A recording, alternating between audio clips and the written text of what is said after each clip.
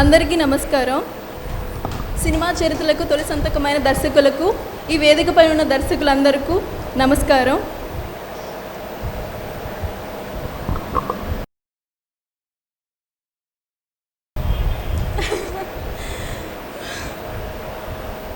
ఈ దర్శక దినోత్సవాన్ని సంబరంగా నిర్వహిస్తున్న దిలీప్ రాజా గారికి, మా టీవీకి అందరికీ నమస్కారం.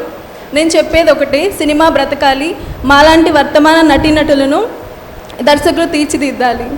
Thank you so much. జై Telugu cinema. Once again happy directors day to all directors.